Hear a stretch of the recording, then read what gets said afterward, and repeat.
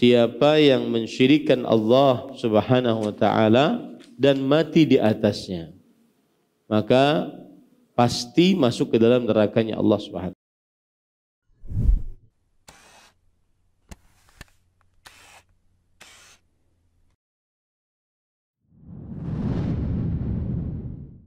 Assalamualaikum warahmatullahi wabarakatuh.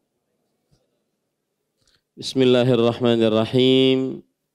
Innal hamdalillah nahmaduhu wa nasta'inuhu wa nastaghfiruh wa na'udzu billahi min shururi anfusina wa sayyiati a'malina. Man yahdihillahu fala mudilla lahu wa man yudlil fala hadiya lahu.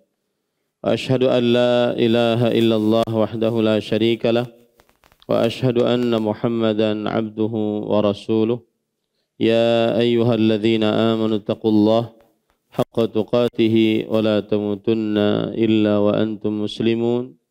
Ya ayyuhan nasu taqu rabbakumul ladzi khalaqakum min nafsin wahidah wa khalaqa minha zawjaha wa batha minhuma rijalan katsiran wa nisaa'a.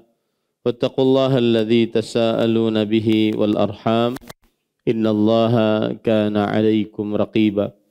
Ya ayyuhalladzina amanu taqullaha wa qulu qawlan sadida yuslih lakum a'malakum wa yaghfir lakum dhunubakum wa man yuti'illaha wa rasulahu faqad faza fawzan 'azima. Amma ba'du. Fa inna asdaqal hadits kitabullah wa ahsanul hadi hadi Muhammadin sallallahu alaihi wa ala alihi wasallam wa syarra wa kullu muhdatsatin bid'ah wa kullu. Alhamdulillah, kita bersyukur pada Allah Subhanahu wa taala pada hari ini, hari Rabu malam Kamis 29 Al-Muharram, bulan Allah yang suci 1445 Hijriah. Kita dimudahkan oleh Allah Subhanahu wa taala untuk kembali duduk bersama di Masjid Imam Syafi'i Banjarmasin dalam sebuah kajian rutin membaca kitab Usulul Iman fi Dhaw'il Kitabi was Sunnah. Landasan-landasan iman yang ditulis oleh Fadilat Syekh Profesor Dr. Abdul Razak bin Abdul Mahsin Al-Badr dan Fadilat Syekh Profesor Dr. Ibrahim bin Amir bin Ali Ar-Ruhaili dan Fadilat Syekh Profesor Dr. Saleh bin Sa'ad As-Suhaimi hafizahullahu ta'ala.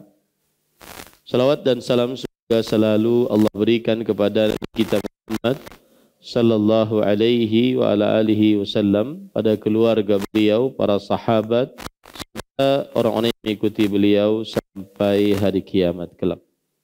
Dengan nama-nama Allah yang husna dan sifat-sifatnya yang mulia, kita berdoa, Allahumma inna nas'aluka ilman nafi'an wa rizqan tayyiban wa amalan mutaqabbala. Allahumma amin.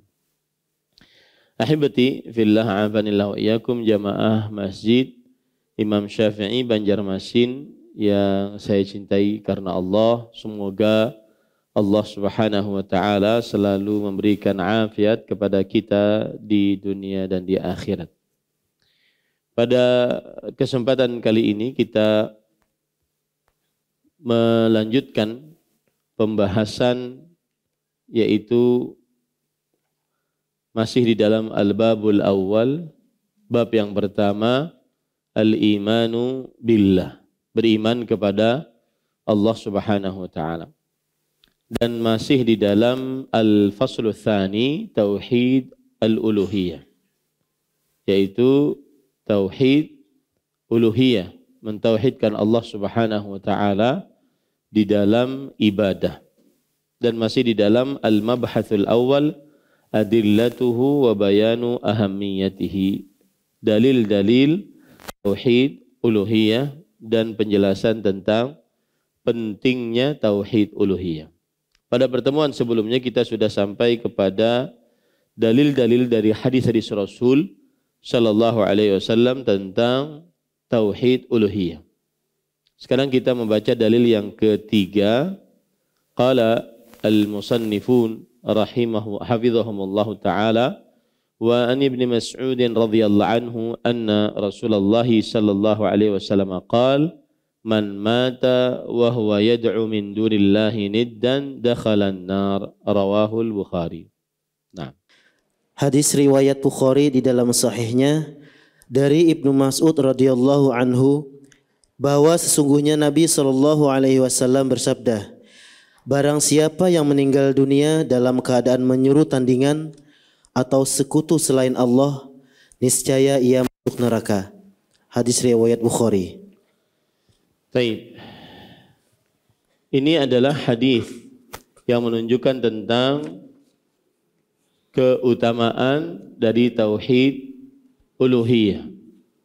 Di dalam hadis ini Rasulullah sallallahu alaihi wasallam bersabda, man mata wa huwa yad'u min dunillahi niddan dakhalan nar. Man mata, barang siapa yang meninggal, siapa saja. Man di sini ismul mausul tufidul umum. Man di sini adalah huruf yang menunjukkan kepada keumuman, siapa saja yang meninggal wa huwa yad'u min dunillah niddan, dan dalam keadaan berdoa kepada selain Allah Subhanahu wa taala, kepada sekutu, dalam keadaan berdoa kepada selain Allah dari sekutu. Nid di sini artinya adalah sekutu, sebagaimana firman Allah Subhanahu wa taala dalam surat Az-Zumar ayat 8. Wa ja'ala lillahi andadan liyudhilla an sabili. Dan ia telah menjadikan sekutu-sekutu untuk Allah agar menyesatkan manusia dari jalan Allah Subhanahu wa taala. Begitu juga dalam surah Al-Baqarah ayat 22. Fala taj'alu lillahi andadan wa antum ta'lam. Maka janganlah kalian menjadikan untuk Allah andadan. Andadan jamak dari nid. Nid artinya sekutu atau serupa. Di dalam bahasa Arab artinya adalah asyafih. Asyabih yang artinya serupa atau sekutu. Dakhalan nar. Dakhalan nar pasti masuk ke dalam neraka.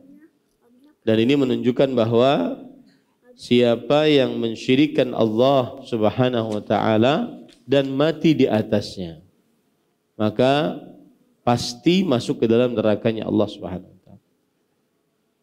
Siapa yang mensyirikkan Allah dengan cara menjadikan untuk Allah sekutu.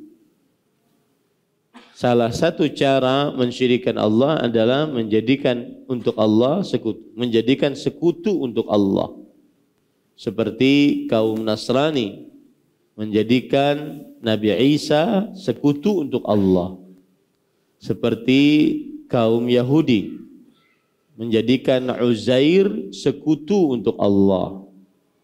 Seperti orang-orang Arab jahiliyah menjadikan orang-orang musyrik Quraisy menjadikan Lata, Al-Uzza dan Al-Manat sekutu bagi Allah.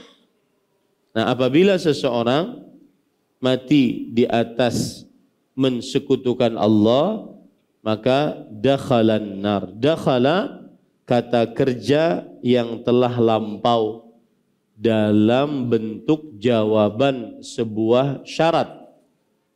Dalam bentuk jawaban sebuah syarat, menunjukkan kepada pasti, menunjukkan kepada penekanan dan kepastian, pasti masuk ke dalam neraka. Dakhalan nar. Hadis riwayat Bukhari. Dan para ikhwan yang dirahmati oleh Allah Subhanahu wa taala, niddan di sini dalam bentuk umum. Tidak ditentukan sekutunya apa saja. Apakah dari jenis manusia, ataukah dari jenis hewan, atau dari jenis jin, malaikat, pokoknya sekutu, apa saja.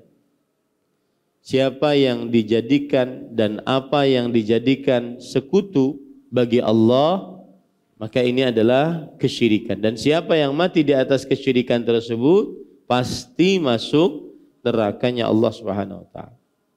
Niddan di sini adalah umum. Kalau dalam bahasa nahwu namanya nakirah.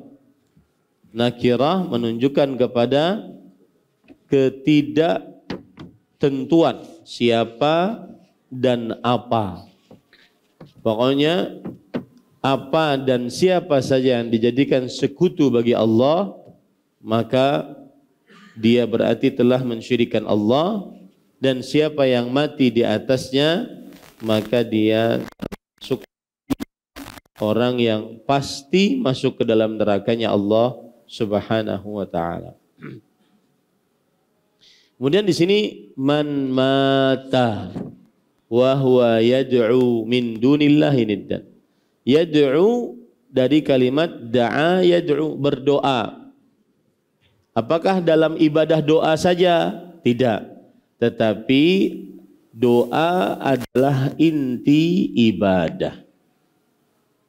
Doa adalah inti ibadah. Ad-du'a huwal ibadah. Sebagaimana sabda Rasul sallallahu alaihi wasallam. Doa adalah ibadah. Makanya disebutkan di sini berdoa.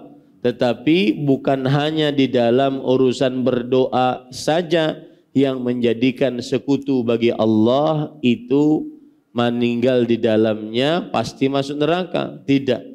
Tapi dalam ibadah-ibadah lainnya seperti mendirikan sholat, berpuasa, bayar zakat, berhaji ke Baitullah, menyembeli, dan ibadah-ibadah lainnya yang dia jadikan sekutu bagi Allah di dalam ibadah tersebut, maka siapa yang mati di dalamnya, maka dia masuk ke dalam nerakanya Allah Subhanahu wa taala. Nah, dakhalan nar, masuk ke dalam neraka, di sini adalah jawaban bagi siapa yang menjadikan sekutu bagi Allah. Dan dakhalan nar, masuk ke dalam neraka, kekal abadi, karena di sana ada dalil-dalil lain yang menunjukkan bahwa yang mensyirikkan Allah dalam ibadah pasti masuk ke dalam neraka dan kekal abadi di dalamnya. Seperti dalam surat Al-Bayyinah, ya, innal bayyinah rasulun minallah yatlu suhufan mutahharah fiha kutubun qayyimah. Alladzina kafaru innal ladzina kafaru bi ayatillah innal ladzina kafaru min ahlil kitab wal musyrikina fi nari jahannam. Innal ladzina kafaru min ahlil kitab wal musyrikina fi nari jahannam. Ulaika hum syarrul bariyah. Sesungguhnya orang-orang yang kafir dari ahlul kitab dan orang-orang musyrik, mereka di dalam neraka jahannam, khalidina fiha, kekal di dalamnya. Nah, dakhalan nar di sini masuk ke dalam neraka, kekal di dalam. Kekekalan itu ada dua macam. Ada kekekalan namanya al-khulud al-abadi as-sarmadi. Ada yang kedua kekekalan tulul mukth ilal abad, ila amad maksud saya, yaitu saking lamanya di neraka maka dinamakan kekal. Seperti misalkan ada orang membunuh, waman yaqtul mu'minan muta'ammidan fajazaohu jahannam khalidan fiha wa ghadiballahu alaihi wa la'anahu wa adalahu adzaban 'azima. Siapa yang membunuh seorang beriman dengan sengaja, maka Allah la'anahullah, melaknatnya, dan Allah murka atasnya, dan tempatnya neraka jahanam, kekal di dalamnya. Kekekalan di sini bukan kekekalan khulud sarmadi, abadi, kekekalan yang abadi tidak ada batasnya, enggak. Kekekalan ila amad, kekekalan ada batasnya. Ya, kekekalan ada batasnya. Itu beberapa pelajaran dari hadis ini. Saya ulangi ya, beberapa pelajarannya. Yang pertama, man mata, man di sini adalah ismul mausul. Artinya siapa saja yang meninggal dalam keadaan berdoa kepada selain Allah, menjadikan selain Allah sekutu, maka pasti masuk neraka. Siapa saja, mau dia orang kaya, orang miskin, pemerintah, rakyat jelata, mau dia keturunan Nabi, bukan keturunan Nabi, siapa saja yang mati dalam keadaan menjadikan sekutu bagi Allah Subhanahu wa taala, maka pasti masuk ke dalam neraka. Itu pelajaran pertama dari hadis ini. Pelajaran kedua dari hadis ini adalah yad'u. Yad'u artinya berdoa. Siapa yang mati dalam keadaan berdoa kepada sekutu selain Allah. Di sini bukan hanya sekedar berdoa yang diancam neraka apabila dia mati di atasnya jika berdoa kepada selain Allah. Tetapi di dalam ibadah-ibadah lainnya juga demikian. Apabila seseorang mengerjakan sholat dengan niatan untuk selain Allah dan dia mati di atasnya, maka juga kekal abadi dalam neraka. Apabila dia puasa dengan niatan untuk selain Allah dan dia mati di atasnya, maka dia juga masuk ke dalam neraka dan kekal abadi di dalam. Seperti itu. Jadi yad'u di sini bukan hanya khusus untuk doa, tetapi seluruh ibadah. Lalu kenapa disebutkan doa? Karena doa apa tadi? Inti ibadah. Ad-du'a huwal ibadah. Doa adalah inti ibadah. Kemudian pelajaran yang ketiga dari hadis ini, yaitu min dunillahi niddan. Selain Allah sebagai sekutu. Niddan di sini adalah umum. Kata apa? Ulun sering mengulang. Nakirah namanya. Kata nakirah. Nakirah itu artinya adalah kata yang belum ditentukan apa dan siapanya. Apa dan siapanya. Artinya siapa saja yang dijadikan sekutu untuk Allah di dalam ibadah masuk neraka. Entah itu manusia yang paling mulia Rasulullah sallallahu alaihi wasallam dijadikan sekutu, diserupakan dengan Allah di dalam ibadah. Jika ia mati di dalamnya, masuk ke dalam neraka. Atau malaikat yang paling mulia Jibril alaihissalam, jika dijadikan sekutu bagi Allah dan ia mati di dalamnya, maka masuk ke dalam neraka, kekal abadi di dalamnya.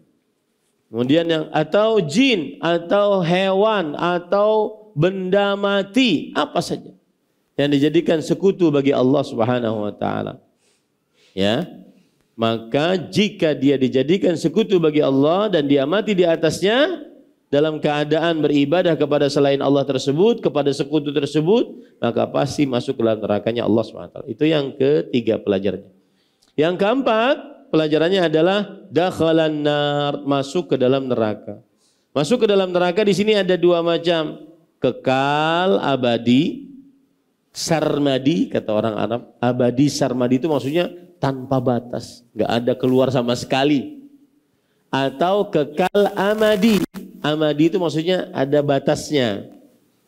Karena tidak ada yang kekal abadi sarmadi di dalam neraka kecuali orang kafir, orang musyrik, orang munafik akbar.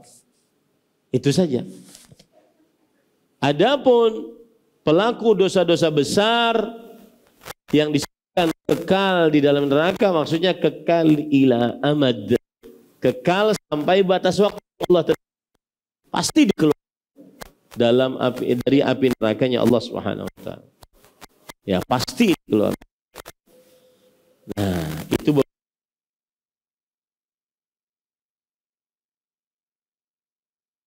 biasa saya memohon waktu bahwa di sini yang meriwayatkan adalah Abdullah bin Mas'ud radhiyallahu anhu. Sahabat Nabi yang terkenal itu. Kunyah beliau Abu Abdurrahman. Terkenal dengan Ibnu Mas'ud, dan bertemu dengan Nabi nasabnya pada Mudrikah bin Ilyas bin Mudar. Mudrikah bin Ilyas bin Mudar. Jadi kalau kita lihat nasab Nabi Muhammad sallallahu alaihi wa ala alihi wasallam, maka kita akan dapati nasab beliau itu adalah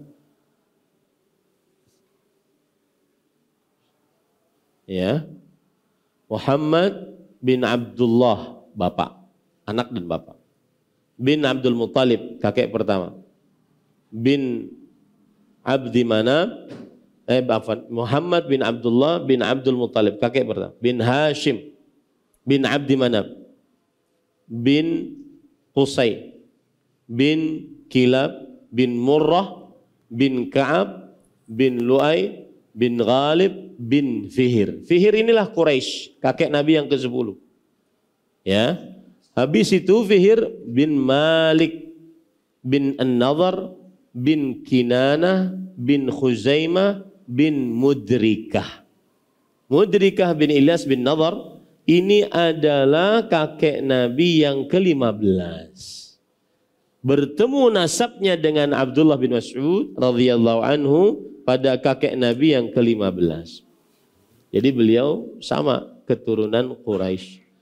Taib. Kemudian para ikhwan yang dirahmati oleh Allah Subhanahu wa taala, kita langsung kepada manaqib beliau. Manaqib Abdullah bin Mas'ud radhiyallahu anhu. Apa yang bisa kita pelajari dari manaqib beliau? Yang pertama adalah beliau sadisu sittah fil Islam. Orang ke-6 yang masuk dalam agama Islam.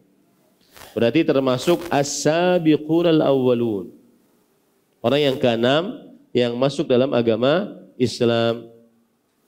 Kemudian beliau berhijrah 2 kali ke negeri Habasyah dan juga ke kota Madinah. Ini menunjukkan bahwa beliau termasuk orang-orang yang masuk Islam pertama-tama.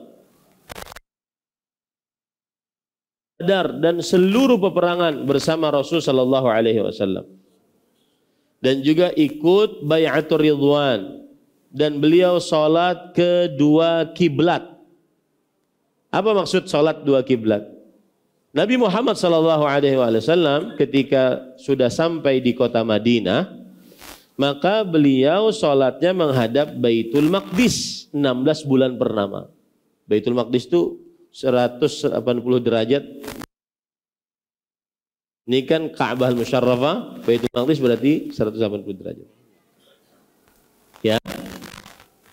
Beliau dua kiblat. Artinya beliau pernah sholat ke Baitul Maqdis selama 16 bulan, dan beliau pernah dan juga akhirnya beliau juga sholat Ka'bah al-Musyarraf, menunjukkan bahwa beliau termasuk orang yang awal-awal masuk dalam agama Islam. Dan beliau terkenal dengan sahibu sirri Rasulullah sallallahu alaihi wasallam, pemegang rahasia dari Rasulullah sallallahu alaihi wasallam. Dan terkenal juga sahibu wisadah wa na'lain, terkenal membawa bantal dan kedua sendal Rasulullah sallallahu alaihi wasallam saat dalam keadaan safar. Kemudian para ikhwan dirahmati oleh Allah Subhanahu wa taala, Nabi Muhammad sallallahu alaihi wasallam sangat memuliakan beliau. Bahkan Nabi Muhammad SAW tidak mempunyai batasan antara Abdullah bin Mas'ud dengan Nabi Muhammad SAW. Sering beliau masuk ke dalam rumah Rasul SAW. Sering beliau berjalan bersama Rasulullah SAW. Dan beliau kadang berjalan di depan Rasul SAW membawa tongkat untuk menjaga Rasulullah SAW dari gangguan di depan beliau. Dan Nabi Muhammad SAW yang membangunkan beliau adalah Abdullah bin Mas'ud radhiyallahu anhu, yang memakaikan sendal apabila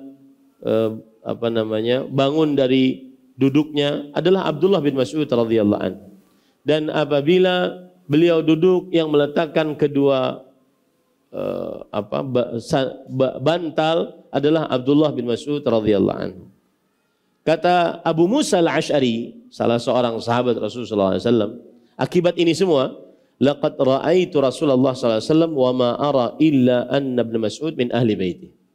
Aku pernah melihat Rasulullah SAW dan aku tidak mengira kecuali Abdullah bin Mas'ud, aku kira beliau adalah termasuk keluarga Nabi Muhammad SAW. Saking seringnya mondar-mandir masuk ke dalam rumah Rasulullah sallallahu alaihi wasallam. Kemudian, nah ini penting. Abdullah bin Mas'ud radhiyallahu anhu min ajwadin nas thawban wa atyabuhum rihan. Abdullah bin Mas'ud radhiyallahu anhu, beliau termasuk orang yang pakaiannya paling baik dan bau wanginya paling wangi. Ini menunjukkan bahwa tidak mengapa memakai pakaian yang bagus dan memakai minyak wangi yang wangi, tidak mengapa. Dengan syarat tidak berlebih-lebihan. Bahkan saya hari Ahad yang lalu baca di majelis hadis Al-Arba'in.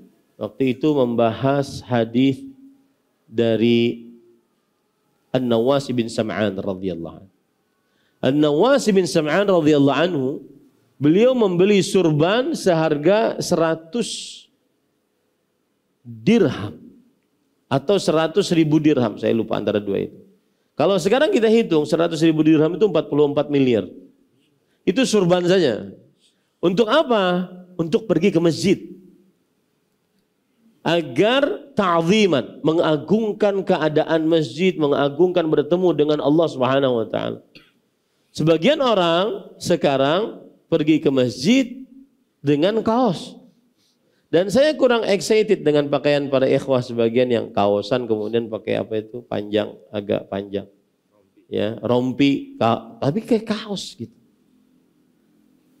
Apakah kita pantas bertemu dengan manusia yang mungkin mempunyai kedudukan yang bagus seperti Bapak Presiden misalkan, Pak Gubernur dengan pakaian seperti itu? Enggak pantas.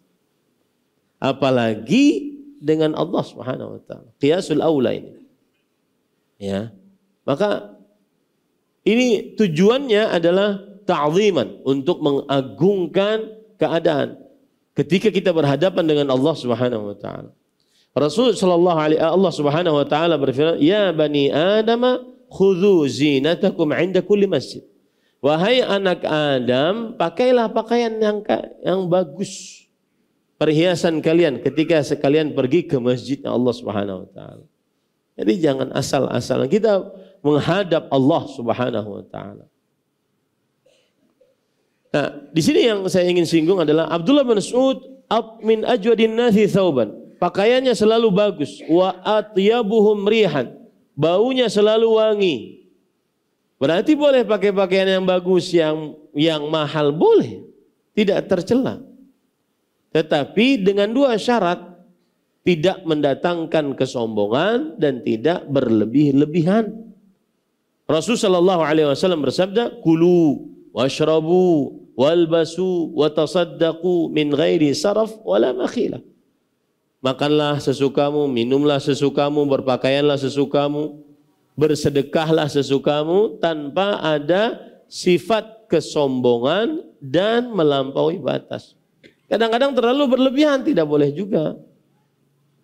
Ada orang ditelepon, "Assalamualaikum." "Waalaikumsalam." "Iya Ustaz, apa kabar?" "Alhamdulillah." "Antum lagi di mana?" "Di Singapura Ustaz." "Ngapain?" "Sarapan, nanti ulun jam 9 balik lagi." Ini terlalu berlebih-lebihan. Kadang satu wafer harganya 500.000, satu wafer. Satu coklat harganya 500.000, 1 juta. Sallallahu alaihi wasallam bersabda, iyyakum wal mutana'imin fa inna ibadallahi laysu bil mutana'imin. Jauhi oleh kalian sikap terlalu berlebih-lebihan. Sesungguhnya hamba-hamba Allah tidak boleh berlebih-lebihan. Nah, digabungkan dengan kebiasaan sebagian sahabat yang pakaiannya bagus, baunya wangi, ini bukan berarti mereka berlebih-lebihan. Nah, kemudian para ikhwan dirahmati oleh Allah Subhanahu wa taala, kana syadidal udmah ay sumrah. Maksudnya beliau kulit badannya agak coklat. Daqiqus sidqain. Ini agak daqiqus saqain. Betisnya kurus, ya, qasirul qamah jiddan. Beliau tidak terlalu tinggi. Nah, kemudian para ikhwan yang dirahmati oleh Allah, ada pelajaran menarik hadis riwayat Imam Ahmad, yaitu Rasul sallallahu alaihi wasallam pernah melihat para sahabat Nabi radhiyallahu anhum tertawa ketika Abdullah bin Mas'ud menaiki pohon kurma. Kemudian beliau bertanya, "Mimma tadhakun?" Kenapa kalian tertawa? Kemudian para sahabat menjawab, "Min diqqati saqih." Karena terlalu kurusnya betis beliau, wahai Rasul sallallahu alaihi wasallam. Kemudian Rasul sallallahu alaihi wasallam bersabda, "Walladzi nafsi biyadihi lahuma fil mizani athqalu min Uhud." Demi jiwaku yang berada di tangannya, sungguh dua betis Abdullah bin Mas'ud radhiyallahu anhu di dalam timbangan lebih berat daripada gunung Uhud. Para ikhwah yang dirahmati oleh Allah Subhanahu wa taala, ulun pernah minta kepada kawan-kawan yang kajian online dengan ulun, kawan-kawan dari ITB, coba hitungkan gunung Uhud itu berapa beratnya. Kalau kita anggap panjangnya 7 kilo, 7.000 meter, lebarnya 3.000 meter, kemudian tingginya 1077 meter. Dengan pendekatan bentuk gunung adalah bentuk limas atau piramida, maka volume gunung adalah sepertiga kali luas alas kali tinggi. Berarti sepertiga kali 7.000 kali 3.000 kali 177. Sama dengan 7,5 miliar meter kubik. Nah, berat batu gunung biasanya batu andesit sekitar 2.500 kg per meter kubik. Maka 7,5 miliar kali 2.500 sama dengan 18,8 miliar ton. 18,8 miliar ton. Ini pahala bagi siapa yang mensolati jenazah. Karena Rasulullah SAW bersabda, "Man shalla 'alal janazah falahu qirat." Wal qirat mithlu Uhud. Barang siapa yang mensolati jenazah, maka dia bagaikan mendapatkan pahala 1 qirat. Dan 1 qirat itu seperti gunung Uhud yang kira-kira 18,80 miliar ton. Nah, Abdullah bin Mas'ud radhiyallahu anhu berat betis beliau di timbangan di hari kiamat lebih berat daripada gunung Uhud. Apa pelajarannya yang kita bisa ambil dari hadis ini? Adalah bahwa manusianya akan ditimbang nanti di hari kiamat. Di pendapat yang lebih kuat, ada 3 yang akan ditimbang. Manusianya ditimbang, buku catatan amalnya ditimbang, dan amalannya pun ditimbang. Nah, ini dalil bahwa bahwa manusianya pun akan ditimbang, ya, nanti di hari kiamat. Timbul pertanyaan, mengapa Abdullah bin Mas'ud radhiyallahu anhu beliau betisnya lebih berat di timbangan di hari kiamat daripada gunung Uhud? Apa sebabnya kira-kira? Karena berjihad bersama Rasulullah sallallahu alaihi wasallam. Kaki itu yang digunakan untuk ketaatan ternyata lebih berat. Kemudian yang kedua pelajarannya adalah jangan menghukumi manusia di akhirat secara zahir. Karena mungkin bersedekah setengah kurma di tengah manusia, di pandangan manusia tidak ada nilainya. Tetapi di sisi Allah bisa membentengi seseorang dari api nerakanya Allah Subhanahu wa taala. Ittaqun nar walau bisyiqqi tamrah. Bersedekahlah dengan setengah kurma walau meskipun bentengi diri kalian dengan neraka walaupun hanya bersedekah dengan setengah kurma. Begitu juga lisan nih, satu ucapan, apalagi di zaman media sosial, satu tulisan, satu komentar itu sama dengan lisan. Ya. Satu komentar, satu ucapan mungkin memasukkan seseorang ke dalam nerakanya Allah Subhanahu wa taala yang paling dalam. Sebelum azan saya ingin nambahkan biar nanti ketika azan kita lebih khusyuk mendengarkan. Manusia itu sebenarnya kalau dilihat dari sistem pencatatan amal pasti masuk surga. Pasti timbangannya berat. Sebenarnya. Kenapa? Karena Allah Rasulullah SAW bersabda, Innallaha katabal hasanat was sayyiat. Allah Subhanahu wa taala menulis amal baik, amal buruk. Artinya ada sistem pencatatan amal yang Allah tulis. Yang Allah lakukan saat mencatat pahala, mencatat dosa. Apanya? Bagaimana sistemnya? Apabila seorang hamba berniat satu kebaikan, lalu belum dia kerjakan, dituliskan pahalanya sempurna, belum dikerjakan, baru niat. Kalau dikerjakan, maka dilipatkan pahalanya menjadi 10 kebaikan. Sebaliknya, kalau berniat dosa, maka lalu dia tidak kerjakan, ditulis pahala kebaikan sempurna. Kalau berniat dosa tapi enggak jadi, ditulis pahala sempurna kebaikan. Kalau berbuat dosa satu saja, maka ditulis cuma satu. Jadi semestinya manusia siapapun orangnya selama muslim dia pasti banyak pahalanya. Cuma yang jadi masalah, kenapa saat ditimbang lebih berat dosanya? Salah satunya lisan. Lisan yang memberatkan seseorang dengan satu kalimat hapus pahalanya. Ya, hapus pahalanya. Maka hati-hati para ikhwah. Kadang-kadang kita menganggap ini perkataan biasa aja. Tapi ternyata di sisi Allah besar. Besar pahalanya atau besar dosanya. Maka jangan meremehkan manusia. Meremehkan orang lain. Kemudian juga jangan meremehkan dosa. Mungkin hanya menganggap satu kalimat, satu ucapan. Ternyata besar di sisi Allah Subhanahu wa taala.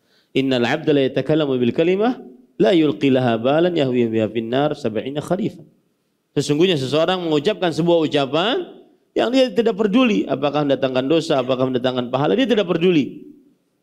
Ternyata masukannya ke dalam neraka 70.000 tahun lamanya. Jadi atas sampai ke bawah itu 70.000 tahun. Saking dalamnya neraka jahanam. Ini hati-hati ya para ikhwan. Kita lanjutkan tentang Abdullah bin Mas'ud. Nah, ini hal yang menarik dari Abdullah bin Mas'ud radhiyallahu anhu. Diriwayatkan oleh Imam Ahmad bahwa ada orang datang menemui Umar bin Khattab radhiyallahu anhu. Lalu dia berkata, "Ji'tu ya Amirul Mu'minin min Kufah." Wahai Amirul Mu'minin, aku datang dari Kufah, yaitu negeri Irak. Wa taraktu biha rajulan yumlil masahifa an dhahri qalb. Subhanallah. Aku di sana melihat seseorang yang dia menyebutkan Quran, ya, menyuruh orang nulis Quran dan dia menghafalnya. Jadi dia mengeluarkan hafalannya dan orang menulis di hadapan dia. Dia mengeluarkan hafalannya dan orang menulis di hadapan dia. Lalu Umar marah. Kemudian, man huwa? Siapa dia? Waihak, celaka dia. Kemudian orang ini berkata, Abdullah bin Mas'ud. Maka masih saja Umar bin Khattab akhirnya menurunkan derajat amarahnya. Kemudian Umar bin Khattab berkata, Wallahi ma a'lamu ahadan baqiya minan nas wa huwa ahaqqu bidzalika minhu.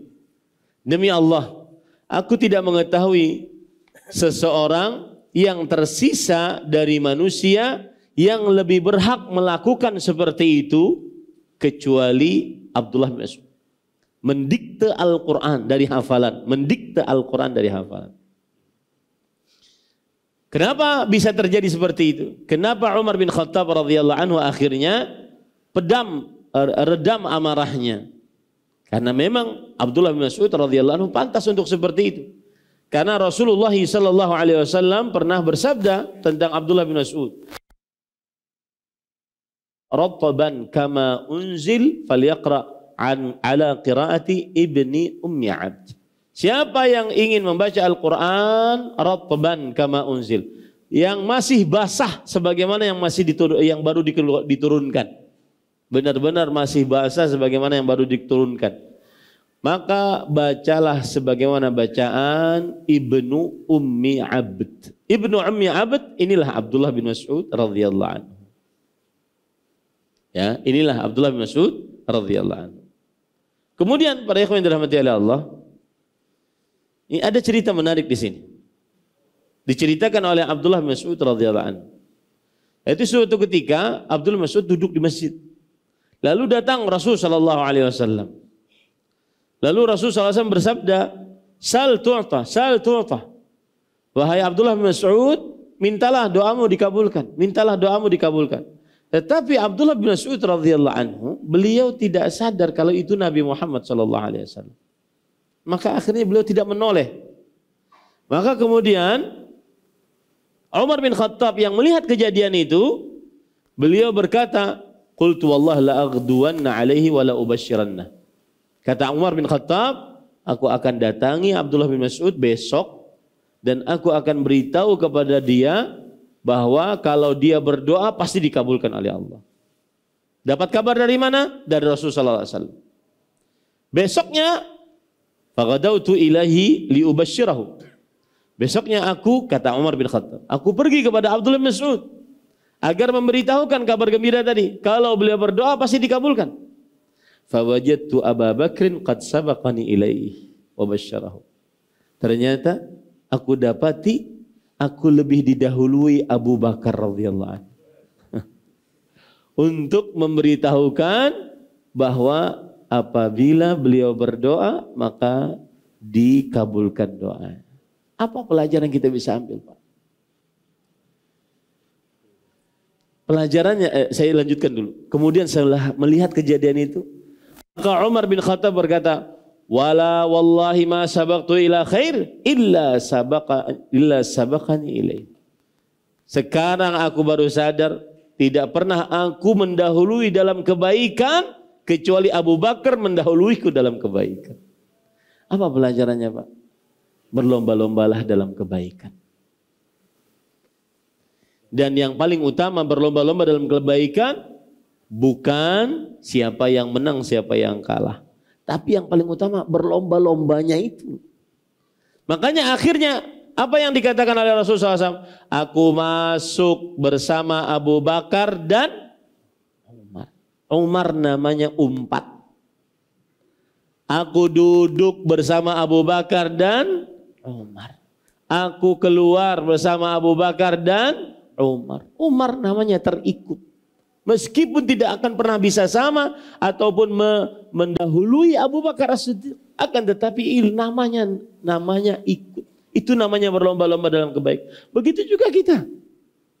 Dalam kehidupan kita sehari-hari, ayo berlomba-lomba dalam kebaikan. Ibu-ibu saya sering katakan, ibu-ibu, berprestasilah dalam mendidik anak. Udah nggak usah terlalu banyak main media sosial, nggak usah terlalu banyak mengomentari ustadz poligami, nggak usah terlalu banyak mengomentari bla bla bla bla bla, nggak usah. Berprestasi dalam mendidik anak, berlomba-lomba dalam mendidik anak, ya, berlomba-lomba dalam mendidik anak.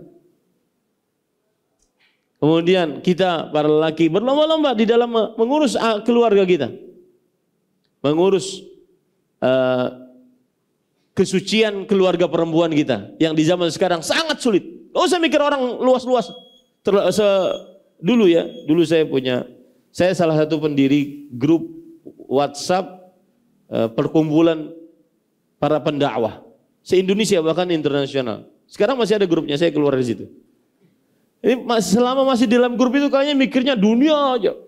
Padahal di hadapan saya ada intan ilmu, di hadapan saya ada Bakkah, di hadapan saya ada Masjid Imam Syafi'i, di hadapan saya ada anak istri. Ya, berlomba-lomba dalam kebaikan. Jadi jangan terlalu, terutama di akhir zaman, jangan terlalu banyak bergaul. Jangan terlalu banyak bergaul. Ya. Kadang grup WhatsApp banyak. Grup WhatsApp reuni TK, reuni SD, reuni. Ya. Allah. Ma fi faedah. Enggak ada faedahnya sama sekali. Berlomba-lomba dalam kebaikan. Jaga anak, jaga kehormatan istri, jaga keperawanan anak perempuan, itu lebih utama. Berlomba-lomba dalam kebaikan. Ya, berlomba-lomba dalam kebaikan. Dan juga di sini lihat, para ikhwan yang dirahmati Allah, setiap orang mempunyai kemampuan masing-masing, gak bisa disamakan. Makanya saya sering berpesan kepada para ikhwah, jangan menjadi bumbu peperangan antara para ustadz. Masya Allah, Ustadz Fulan, pendakwah, penulis kitab, kemudian ini. Sedangkan ustadz yang lain nggak ada hasilnya. Mungkin saja di sisi Allah Subhanahu wa taala ustadz yang lain nanti pada sisinya. Ya, jangan jadi pengadu domba para ustadz. Karena setiap ustadz memiliki kapabilitas masing-masing.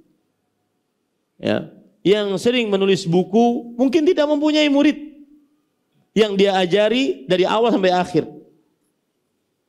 Yang mempunyai murid mungkin dia belum mempunyai kitab. Dan seterusnya. Jadi jangan berlomba-lomba dalam kebaikan pokoknya. Jangan sampai iri. Karena setiap orang memiliki kapasitas masing-masing. Berlomba-lomba saja dalam kebaikan. Ini yang terjadi antara Umar bin Khattab dengan Abu Bakar As-Siddiq. Begitu juga terjadi antara Imam Muslim dengan Imam Bukhari. Enggak akan pernah disamai Imam Bukhari oleh Imam Muslim. Para ulama bersepakat bahwa kitab yang paling afdal setelah Al-Quran adalah Sahih Bukhari. Para ulama bersepakat. Kebanyakan para ulama mengatakan seperti itu. Tetapi lihat, apa yang terjadi ketika Imam Muslim berlomba-lomba dalam kebaikan dengan Imam Bukhari. Rawahul Bukhariyu wa Muslim. Hadis ini diriwayatkan oleh Imam Bukhari dan Imam Muslim.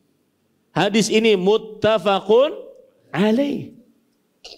Disepakati periwayatannya oleh Imam Bukhari dan Muslim. Itu hasil apa? Hasil perlombaan. Makanya saya katakan pada ikhwan yang dirahmati di zaman kita ini, jangan terlalu sibuk. Jangan terlalu banyak bergaul. Sibukkan diri dengan apa yang bermanfaat untuk kita. Apa yang bermanfaat untuk akhirat kita. Apa tabungan kita di akhirat? Umur tidak berbau. Banyak orang mati mendadak. Yang muda lebih banyak matinya daripada yang tua. Lihat saja nih. Kalau ingin tahu, nih, apa yang saya katakan tadi, itu dikatakan oleh Imam Ibnul Jauzi rahimahullah.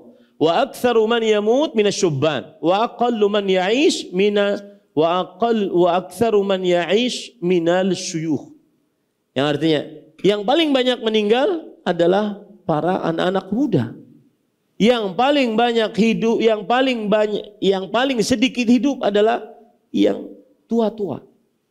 Lihat saja. Sekarang berapa yang tua? Sedikit sekali. Ya, para ikhwan yang dirahmati oleh Allah Subhanahu wa taala. Nah, itu pelajaran yang menarik dari Abdullah bin Mas'ud radhiyallahu anhu. Bahkan Abdullah bin Mas'ud radhiyallahu anhu pernah berkata dalam hadis riwayat Imam Ibnu Abi Khaythama dalam kitab Ta'dil wa Tajrih, bahwa wallahi, ini beliau sekarang mengatakan ini untuk memperlihatkan kedudukan beliau, bukan untuk mengangkat derajat beliau, bukan. Agar orang belajar kepada beliau, dan itu boleh saja terjadi. Wallahi, demi Allah, alladzi la ilaha ghairuhu, yang tidak ada ilah yang berhak diibadai selain Allah. Ma nazalat ayatun min kitabillahi ta'ala illa wa ana a'lam aina nazalat wa fima nazalat. Tidak ada ayat Al-Quran dari Al-Quran kecuali aku mengetahui di mana ayat itu turun, tentang apa ayat itu turun. Walau a'lamu anna ahadan a'lama bi kitabillah minni tanaluhul ataya la ataitu. Kalau seandainya aku mengetahui ada orang yang lebih pintar daripada aku tentang Al-Quran, dan aku bisa menuju kepadanya dengan menaiki onta, aku akan datangi dia.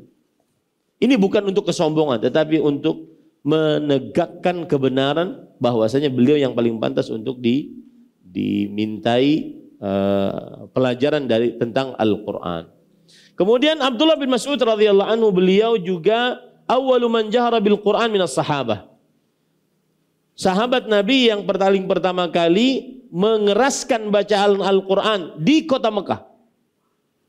Ya, Abdullah bin Mas'ud radhiyallahu anhu. Yaitu ketika surat Ar-Rahman turun, Rasul sallallahu alaihi wasallam bersabda, "Man yaqra'uha ala Quraisy?" Siapa yang berani membacanya di hadapan orang-orang Quraisy? Ar-Rahman 'allamal Qur'an, khalaqal insan 'allamahul bayan. Ar-Rahman, ya. Kemudian Abdullah bin Mas'ud berkata, "Ana ya Rasulullah." Aku wahai Rasulullah SAW. Lalu beliau pergi menghadap orang-orang Quraisy. Kemudian orang-orang Quraisy beliau lihat sedang berkumpul di sekitar Ka'bah. Kemudian beliau membaca surat Ar-Rahman. Apa yang terjadi? Faqama Abu Jahal falatamahu wa syaqqa udhunahu wa adamah. Allahu Akbar. Abu Jahal la'natullah alaih. Bangun Abu Jahal, ditempeleng sama Abu Jahal, kemudian telinganya dirobek oleh Abu Jahal sampai berdarah. Dan ketika peperangan Badar, ihtazza Ibnu Mas'ud ra'sa Abi Jahal wa ajaza an hamliha, fashaqqa udhunahu wa ja'ala fiha khaytan. Ketika peperangan Badar, Abu Jahal yang memenggal lehernya Abdullah bin Mas'ud. Karena susah untuk dibawa, maka dia robek telinganya, kemudian dia bawa di hadapan Rasul sallallahu alaihi wasallam. Kemudian dia berkata di hadapan Rasul sallallahu alaihi wasallam, "Udhunun bi udhun wa ra'su ziyadah." Allahu Akbar. Dan ini pemuda. Abdullah bin Mas'ud ketika masuk Islam itu pemuda. Bandingkan dengan anak-anak muda sekarang. Saya sering menyinggung masalah ini. Ya, bapak-bapak sekarang yang di hadapan saya umurnya 30-an ke atas. Anak mudanya mana? Anak-anak kita ngapain? Kalau di pesantren, alhamdulillah. Kalau enggak di pesantren, ngapain? Ajak ke masjid. Ajak ke majelis ilmu. Kata Abdullah Mas'ud, wahai Rasulullah, nih, telinga dibayar dengan telinga. Lalu kepala bonus. Warak suziyadah, kepala bonus wahai Rasulullah. Menarik ya. Kalau kita membaca sejarah sahabat Rasulullah SAW. Kemudian Abdullah Mas'ud, beliau pernah menjadi hakim di kota Kufah. Kemudian juga beliau pernah memegang Baitul Mal di kota Kufah. Di Khalifah Umar bin Khattab radhiyallahu anhu sampai kepada kekhalifahan Utsman bin Affan. Lalu di kekhalifahan Utsman bin Affan akhirnya beliau berhenti dan masuk ke kota Madinah, kemudian diam di kota Madinah. Dan beliau, para ikhwan yang dirahmati oleh Allah Subhanahu wa taala, riwayat banyak hadis.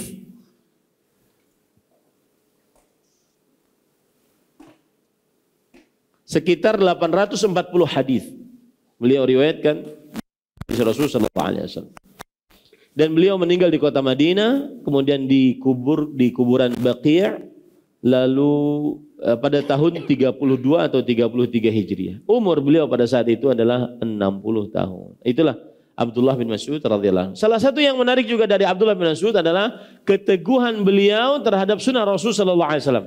Makanya banyak perkataan beliau yang berkaitan dengan memperjuangkan sunnah, di antaranya al-iqtisadu fi sunnah khairun min al-ijtihadi fil bid'ah. Yang artinya sederhana tetapi sesuai dengan sunnah Rasul sallallahu alaihi wasallam lebih baik daripada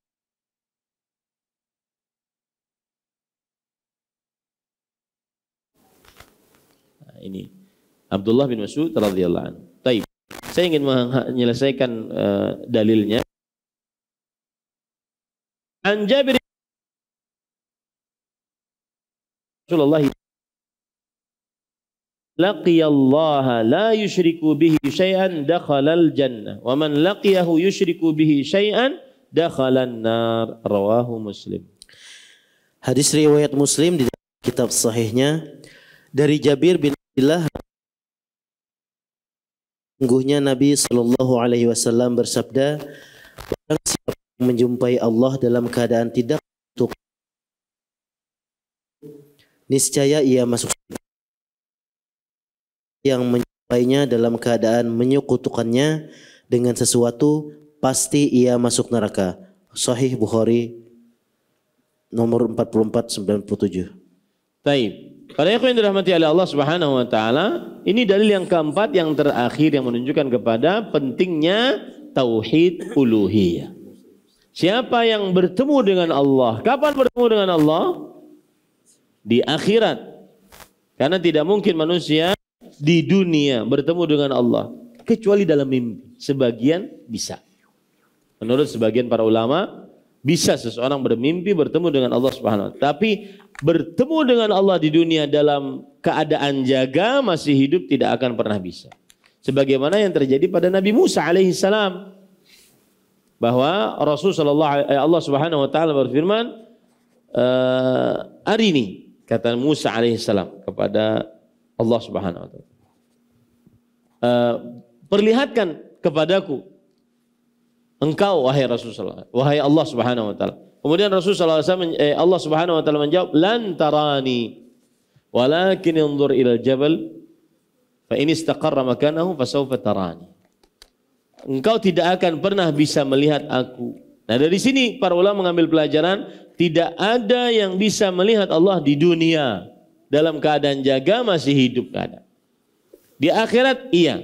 Keyakinan ahlu sunnah wal jamaah, seseorang akan bisa bertemu dengan Allah Subhanahu wa taala di akhirat. Barang siapa yang bertemu dengan Allah, la yusyriku syai'an, dalam keadaan tidak mensyirikkan Allah dengan sesuatu apapun. Syai'an sama, yaitu kata nakirah yang belum ditentukan siapa dan apanya. Dakhalan nar. Nah, sama seperti tadi penjelasannya. Dakhala kata kerja lampau, fi'il madhi kata past tense. Apabila diletakkan dalam jawaban sebuah syarat menunjukkan kepada kepastian, pasti masuk surga. Yang bertemu dengan Allah di hari kiamat dalam keadaan tidak mensyirikkan Allah dengan sesuatu apapun, pasti masuk surga. Meskipun kadang-kadang dia di akhirat masuk neraka dulu, kemudian pasti masuk surga. Atau langsung masuk surga tanpa ke neraka dulu. Ya. Sebaliknya, waman laqiyahu yusyriku bihi syai'an dakhalan nar. Siapa yang bertemu dengan Allah, dia mensyirikkan Allah dengan sesuatu apapun, maka pasti masuk ke dalam nerakanya Allah Subhanahu wa taala. Hadis riwayat Bukhari dan Muslim. Nah, wal ahaditsu fi hadzal babi katsiratun, dan hadis-hadis di dalam bab tentang tauhid uluhiyah sangat banyak. Walhamdulillah, selesai pembicaraan tentang dalil-dalil dari hadis-hadis Rasul sallallahu alaihi wasallam yang berkaitan dengan tauhid uluhiyah. Nah, pertanyaan, apa saya terlalu menganggap enteng untuk menghadap Allah kalau saya berpakaian biasa saja? Karena saya merasa lebih nyaman di badan saya baju yang tergolong standar.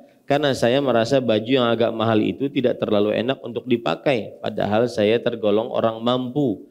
Saya cuma punya baju 6 yang harganya lumayan, itu pun saya jarang pakai. Apa saya terlalu pelit untuk berpakaian bagus, padahal Allah telah memberi harta yang cukup bagi saya.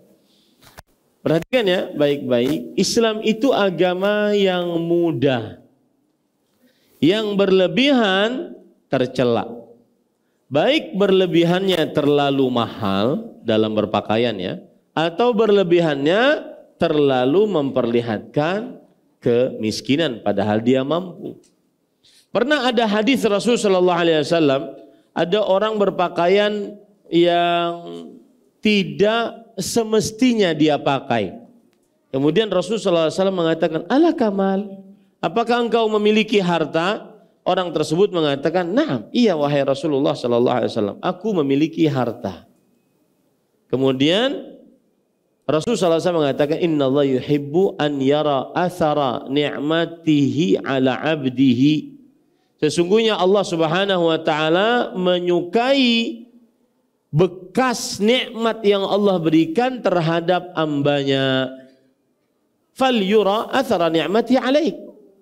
Maka hendaknya engkau perlihatkan bekas nikmat Allah yang Allah berikan kepada engkau.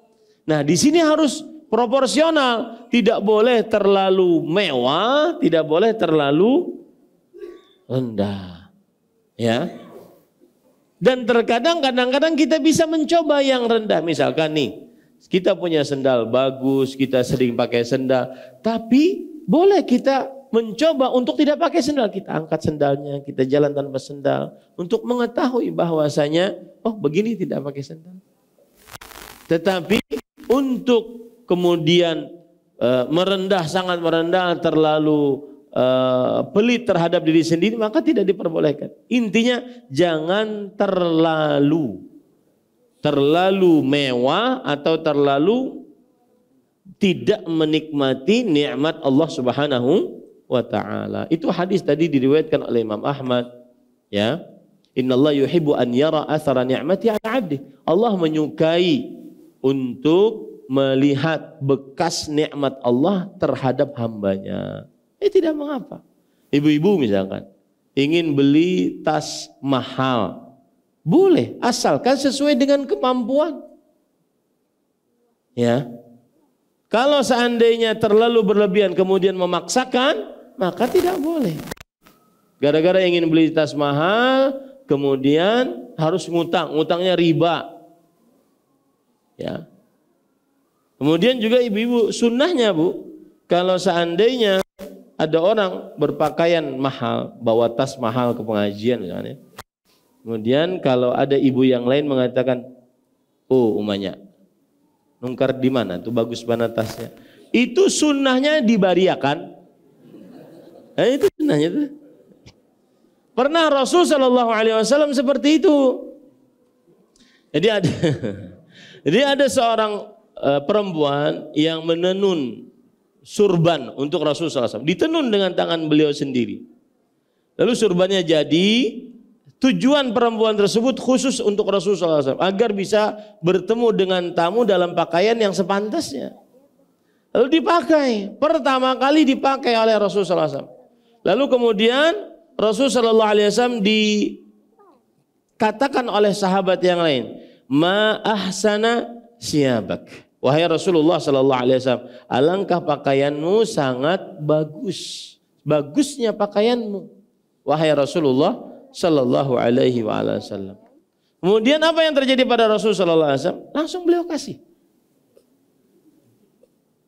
beliau kasih itu. Jadi kalau ada yang bahasa Banjarnya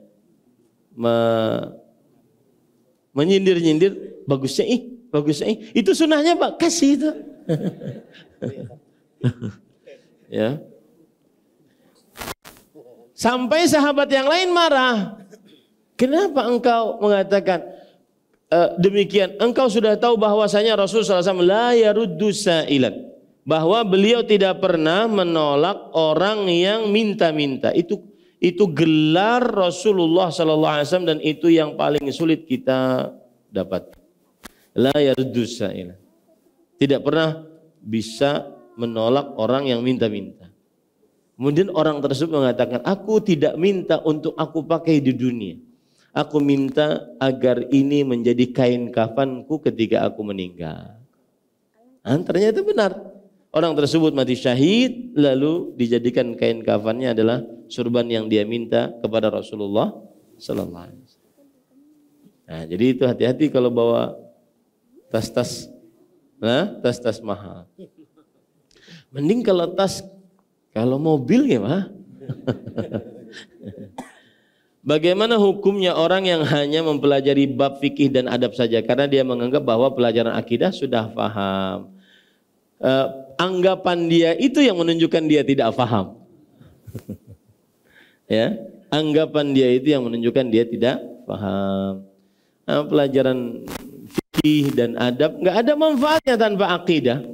Dan perkataan Sa'id bin Jubair rahimahullah, beliau mengatakan la yazalu rajulu 'aliman ma ta'allam fa yastaghna fa fa'lam annahu ajhalu ma yakun. Masih saja seseorang dikatakan sebagai seorang alim selama dia belajar. Apabila dia sudah istaghna, iktafa, mencukupkan diri sebagai dari apa yang sudah dia miliki, mencukupkan diri dengan apa yang sudah dia miliki, maka ketahuilah dia orang yang paling bodoh. Wallahi para ikhwah, orang kalau sudah semakin belajar dia tahu pasti apa. Kenapa dia merasa sudah paham? Karena dia nggak mau belajar. Ya enggak?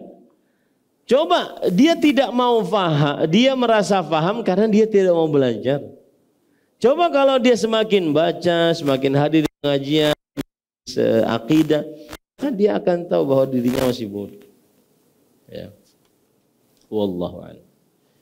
Dan ini mohon maaf, saya tidak menuduh yang bertanya, tetapi sikap seperti ini adalah ujub, merasa sudah memiliki sesuatu yang tidak dimiliki oleh orang lain.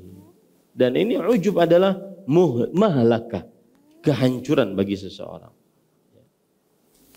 Apa amalan agar bisa bermimpi bertemu dengan Nabi Muhammad sallallahu alaihi wasallam? Bersolawat dan selalu mengerjakan sunnah Rasul sallallahu alaihi wasallam.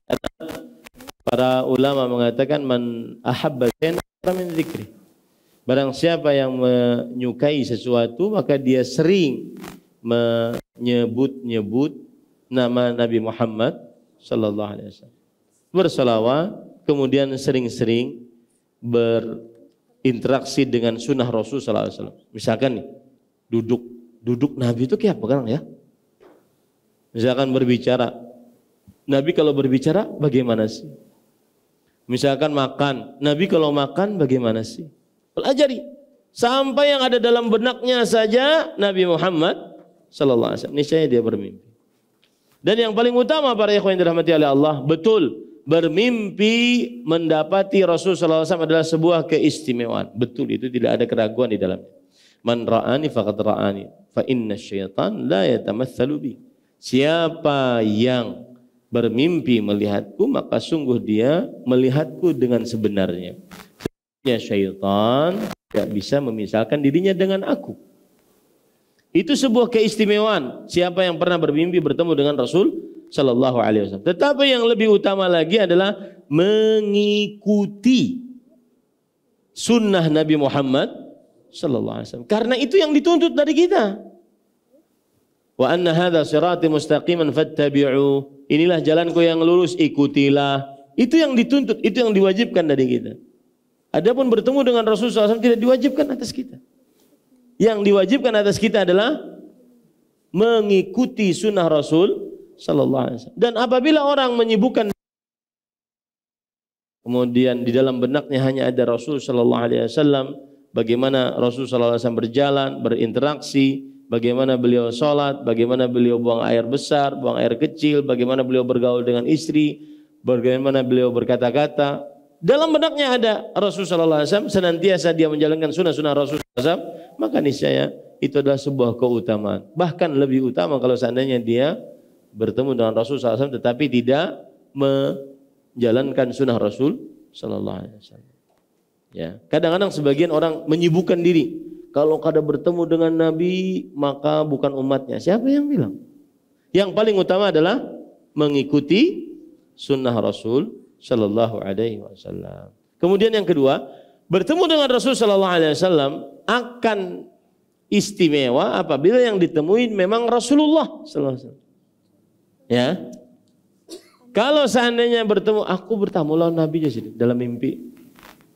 Ternyata yang ditemui rambutnya putih, ubanan seluruhnya, atau rambutnya lurus banget, atau rambutnya kribo.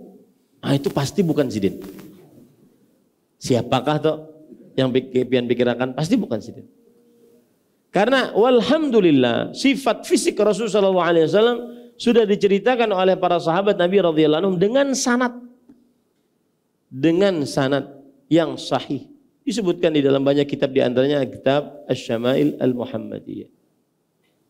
Nah, ini yang bisa sampaikan. Kita cukupkan dengan kafaratul majlis. Subhanakallah bihamdik. Asyhadu an la ilaha illa anta astaghfiruka wa atubu ilaik. Wa sallallahu nabiyana Muhammad walhamdulillahi rabbil alamin.